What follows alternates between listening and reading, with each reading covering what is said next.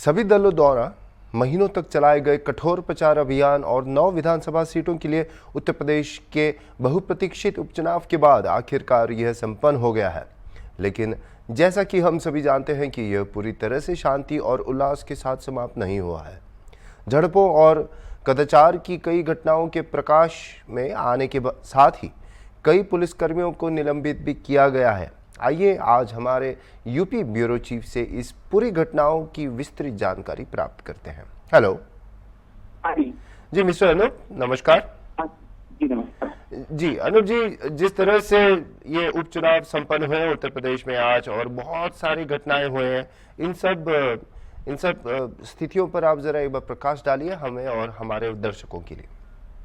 9 विधानसभा सीटों के लिए उपचुनाव हो रहे थे, चाहे मुजफ्फरनगर की मीरापुर कहें और कानपुर की सीसामऊ कहें, कुंदरकी कहें, मुरादाबाद की, अलीगढ़ की खैर विधानसभा, ऐसे मिलाकर या जो अम्बेडकर नगर का कटहेरी विधानसभा का भी उपचुनाव हो रहा था। सभी जितने भी विधानसभा सीटों पर यानी 9 विधानसभा सीटों पर उपचुनाव हो रहा था, जिस तरह से प्रशासन ने दावे किए थे, चुनाव आयोग ने दावे किए थे निष्पक्ष और शांतिपूर्ण तरीके से संपन्न होगा, लेकिन जितने भी विधानसभा सीटों पर उपचुनाव हुए हर जगह घटनाएं हुई हैं। और यहाँ तक कि आरोप लगे कि जो पुलिस है वो सरकारी मशीनरी की तरह, एजेंट की तरह, सरकार के एजेंट के तौर पे काम कर रही थी। उनको वोट देने से रोका जा रहा था। जो लोग हैं, खास समुदाय के लोग हैं, उनको आईडी देखा जा रहा था। ऐसे तमाम आरोप लगे हैं और यही वजह है कि जो चुनाव निर्वाचन आयोग ने 5 पुलिसकर्मियों को इन्हीं आरोपों के चलते उनको जो है निलंबित कर दिया गया था। और निर्वाचन आयोग ने साफ कर दिया था कि पुलिस वालों को अधिकार नहीं है किसी की आईडी को चेक करने के, यानी जो मतदाता आते हैं उनको अधिकार नहीं है कि वो मतदाताओं की आईडी चेक करें। लेकिन इसके बावजूद भी जो प्रत्याशी थे, विपक्षी पार्टियां हैं, चाहे वो समाजवादी पार्टी के हैं या जो इंडिया गठबंधन के और भी जो उनके सहयोगी साथी थे, सभी ने चुनाव को लेकर बहुत तरह के आरोप लगाए हैं। यहाँ की जो मुरादाबाद की कुंदरकी विधानसभा सीट है, वहां के प्रत्याशी उन्होंने पूरे चुनाव को जो है रद्द करने की मांग की और कहा कि अर्धसैनिक बलों के उस पर जो है अर्धसैनिक बलों की मौजूदगी में चुनाव कराया जाए और ये कुंदरकी विधानसभा का जो चुनाव हो रहा है इसको रद्द किया जाए। फिलहाल जिस तरह से जो दावे किए गए थे वो दावे यहाँ पे पूरी तरह से नाकाफी साबित हुए, लेकिन इसके बावजूद भी निर्वाचन आयोग है वो कह रहा है कि जो भी शिकायतें मिली थी उन पर तत्काल एक्शन लिया गया है। और हर जगह से, चाहे वो मुजफ्फरनगर का मीरापुर विधानसभा हो, वहां पे 2 पक्षों में झड़प भी हुई थी। सभी एक दूसरे पे आरोप लगा रहे थे कि किसी को वहां पे बस्ते नहीं खोले जा रहे हैं, खोलने दिए गए हैं। और पुलिस जो है भारतीय जनता पार्टी के एजेंट के तौर पे काम कर रही। हर विधानसभा से लगभग यही आरोप लगाए गए। फिलहाल निर्वाचन आयोग का कहना है कि चुनाव शांतिपूर्ण तरीके से संपन्न रहा, निष्पक्ष तरीके से संपन्न रहा और जो चुनाव का समय 5 बजे तक ही जो लोग वोट कर सकते थे, जितने भी लोग कैंपस में थे यानी मतदान स्थल तक थे, उनको वोट देने का अधिकार रहेगा। वो चाहे 7 बजे तक भी जाते हैं या जितने बजे तक, लेकिन इससे 5 बजे के बाद जो भी बाहर का आएगा 5 बजे, उसको वोट देने का अधिकार नहीं है।